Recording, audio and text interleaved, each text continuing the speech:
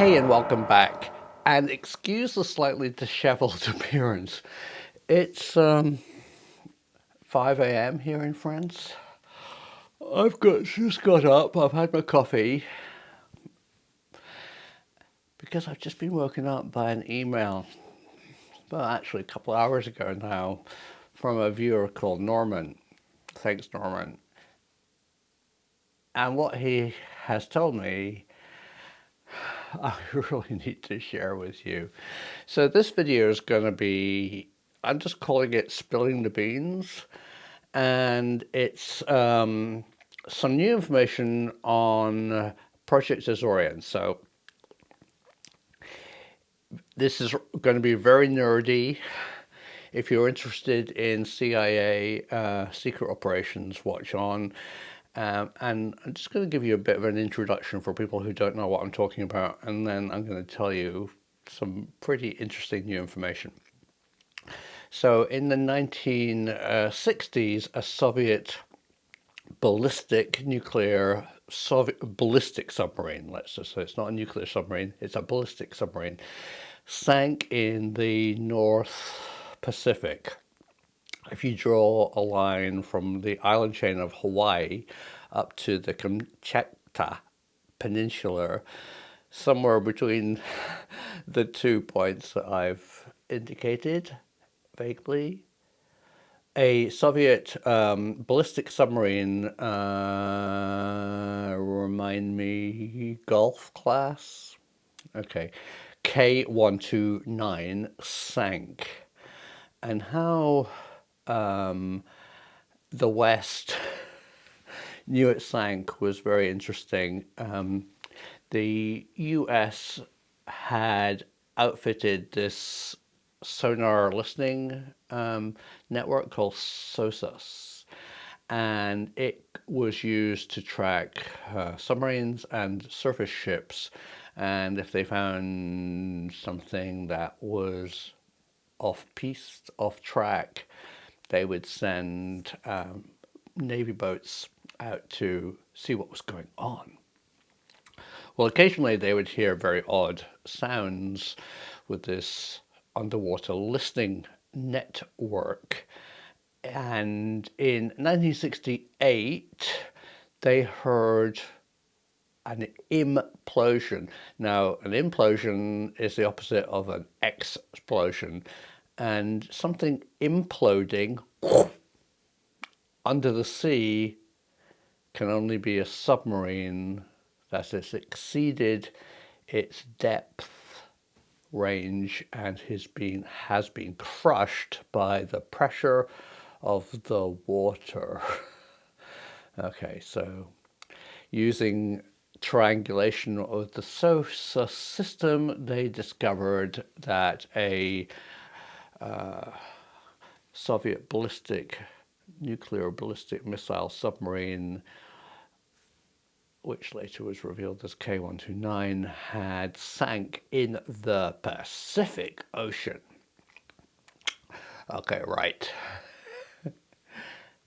Interestingly, either their SOSUS system had been compromised, or they decided to openly share the information. I think this is more likely with the Soviets. They said, we have detected a mysterious sound, and we think that maybe you've lost a submarine, which of course they knew. The SOSUS system was so accurate that they could pretty well pinpoint where this accident had happened. And they sent out, oh, this is kind of getting a little secret here. They sent out a submarine from Pearl Harbor called the Halibut, which had just been, first of all, refitted with a nuclear reactor to propulse it as a propulsion device. I didn't say that. Yep. And a special above deck deployment system for a very long range submersible robot camera, and they trawled over where they thought the Soviet sunken submarine was, and they found it. and they took pictures.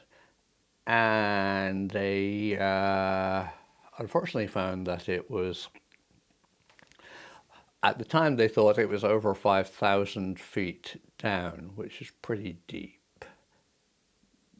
What I'm going to tell you today actually clarifies how deep it was, but that's really interesting.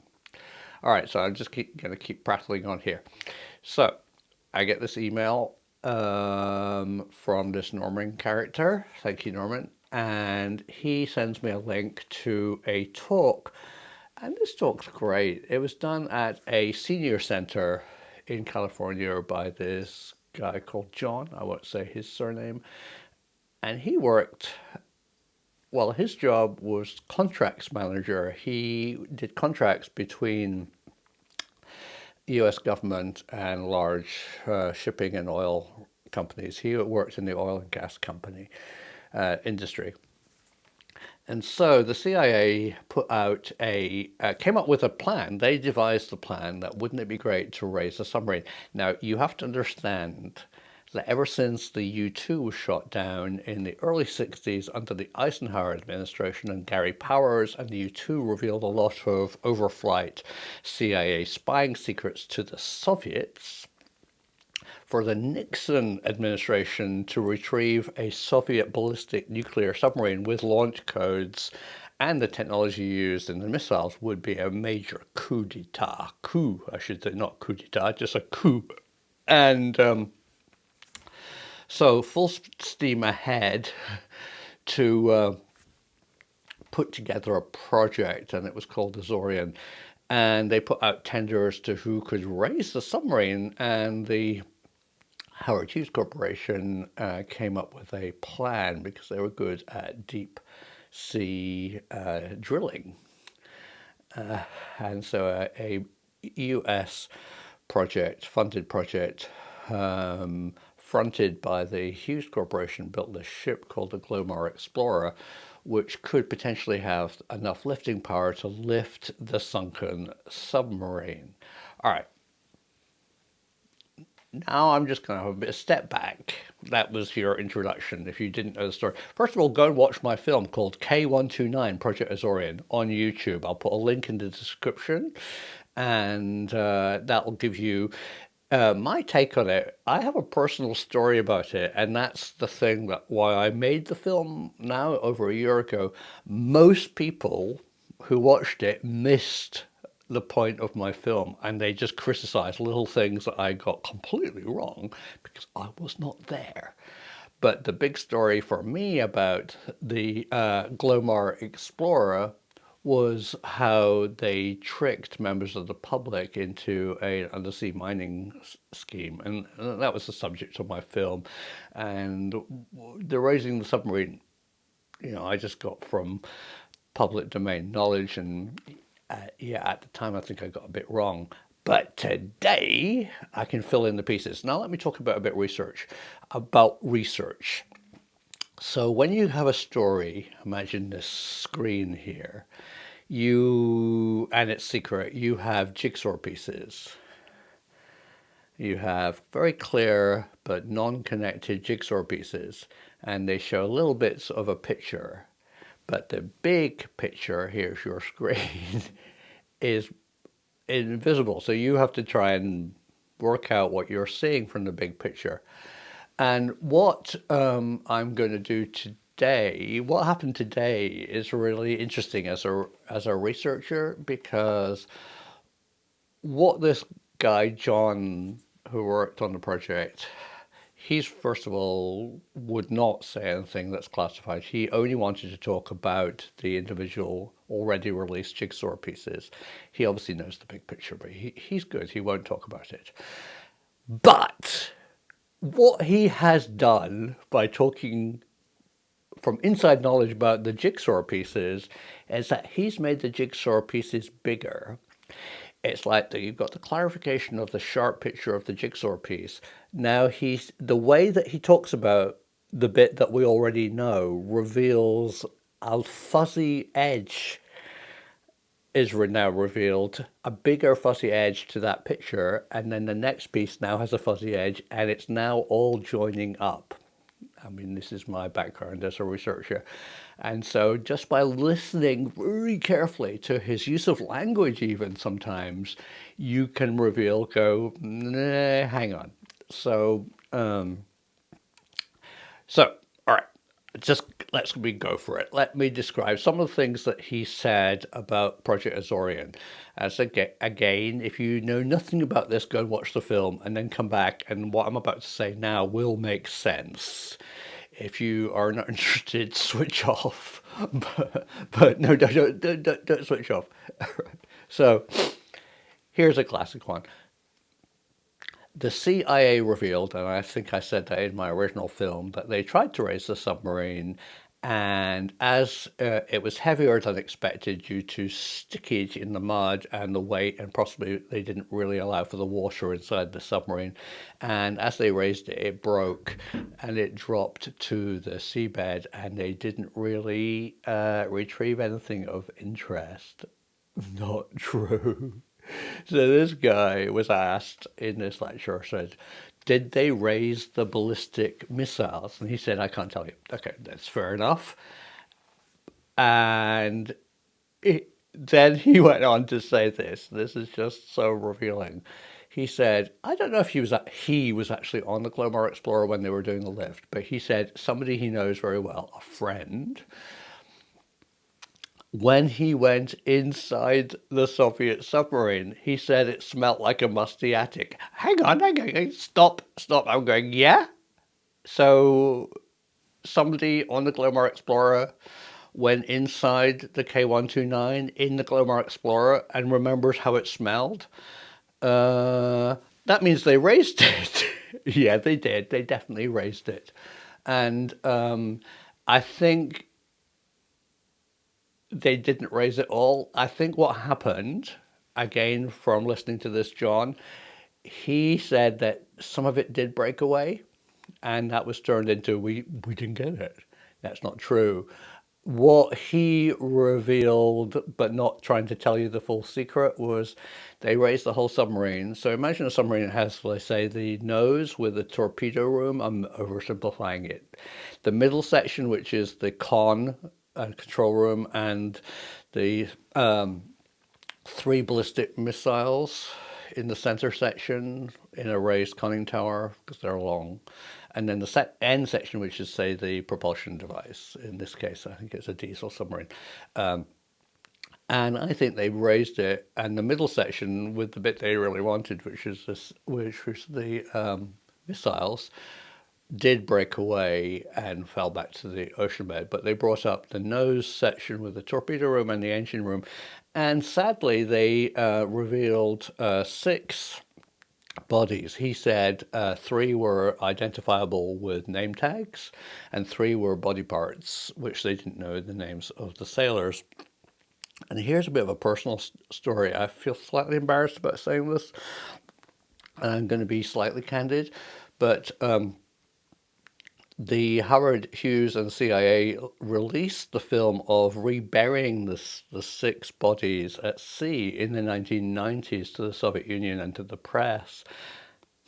I'd seen that film years earlier, working for the BBC for a well-known news and current affairs program.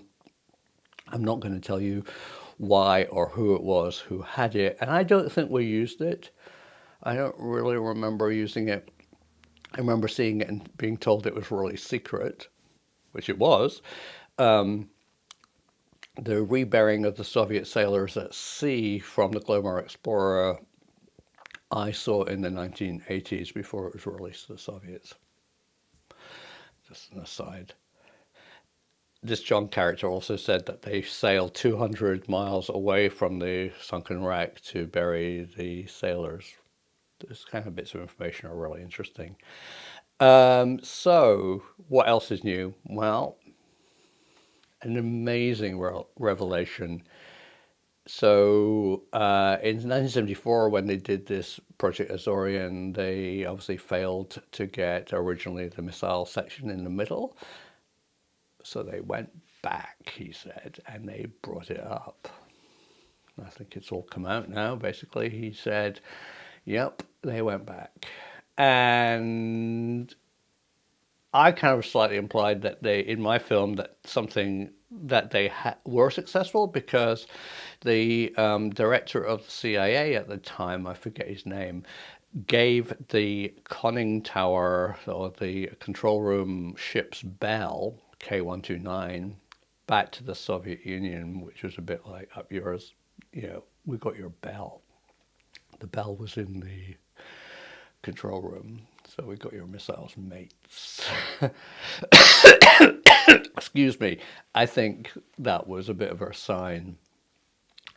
But he told this other great story. So how did the K129 and Project Azorian all come out into the public domain and the press? I never knew really. And he tells me about this building, which is 7,000 Romaine Street, downtown central LA. And it's a white building surrounded by pretty nondescript. There's the company Blink opposite it, and there's a few other film facilities. But what's 7,000 Romaine Street? Well, 7,000 Romaine Street used to be the headquarters of the Howard Hughes Film Company and film studio. And in 1974, the same year as they did the lift, the building was burgled and all the papers were taken out of the safe. Now, in the safe was all the contracts between the CIA, US government, Pentagon, Howard Hughes Corporation, and various other people like Lockheed Martin. Oh, I shouldn't have said that. Anyway, a few other people who were involved in the project. Yeah. And a LA Times or an LA reporter covered the little story of the break-in and said papers were taken from the safe. And then it was revealed, I don't really know this connection. Obviously, the papers revealed the full story, and then it all came out in the press. And the original reporter who covered the break-in was really mad that she didn't get the revelation of the Project Azorian story and actually filed for Freedom of Information Act to the CIA more about the project because she wanted to break the bigger story, and she got some more information, so good on her. This John character says, again, this my ears pricked up. He said, yeah, I mean, the information when it was revealed to the press was new. Only a few members of the senior senior publishers in America actually knew what had happened. I was going, hang on. So, yeah, I was going, what? Stop. So the CIA tell the Rupert Murdochs of this world about stuff and tell them to be quiet. All right, so that's quite revealing. 7,000 Romaine Street. Go and look it up on Google Street View and you'll see the building yourself. Quite nondescript, but that's how the story broke, supposedly. So thanks very much. And one more bit of information. This is very nerdy. I'm sorry about this, but so I'm really interested in the cover story. So the cover story was that the Howard Hughes Corporation, were mining manganese nodules on the seabed. And I, as a child, was fascinated in this idea of treasure on the seabed. And that's how I got into the story originally. And that's totally not true. But what this guy said is so interesting. To build up the cover story, they pulled this guy from Alaska who was looking for alluvial gold that was being washed down Alaskan rivers into the ocean just at the river mouth. And they pulled him off his project mining for gold for some mining company. I think the Hughes Corporation, I'm not quite sure who it was. And they said, go and pick up as many of the biggest manganese nodules, which do exist rarely, but they do exist on the seabed, and bring them back to us because we need them for a project. So this geologist was hired to quit doing the gold and went off and mined for manganese nodules. And these nodules were used to lye to the public that that's what they were doing in the Pacific when they were actually raising the sunken Soviet submarine. And this is a new bit of information. So they had this cover story of the undersea mining, and they revealed it throughout the world to try and cover up what they were doing. Although the Soviets knew what they were doing anyway, but members of the public like me bought the mining story, but it caused a real fuss because other countries like Chile and other countries in South America and the world said, hang on, there's no agreement to do mineral extraction from the open ocean. And they went to the United Nations about it and spent supposedly a lot of money with committees talking about the manganese mining problem. And only when the journalists broke the truth that it was all just a lie, the people at the United Nations and the people who are part of the Rules of the Sea Committee, who are looking at deep sea mining in the open ocean, were really peed off, excuse me, about the cover story. So I guess that's it. As I said, as a filmmaker and as somebody who's worked in news and current affairs, I find this really interesting. First of all, thank you so much for writing to me, Norman, pointing me in the direction of this talk given by John, who was the contract manager for the Hughes, CIA, Lockheed Martin, and other people who put together the whole project. I'm just going to say this. So where did the submarine end up? It ended up in Sunnyvale, California, in a big barge, he said. So, one or two new bits of information there if you are a Project Azorian fan or interested in the K129 story. I'm sure there's more to it. As I said, what we've got now is one or two very clear jigsaw pieces, and I think what this John guy who worked as the contracts manager has revealed is a fuzzy outline to all the jigsaw pieces, which is now revealing a slightly bigger picture.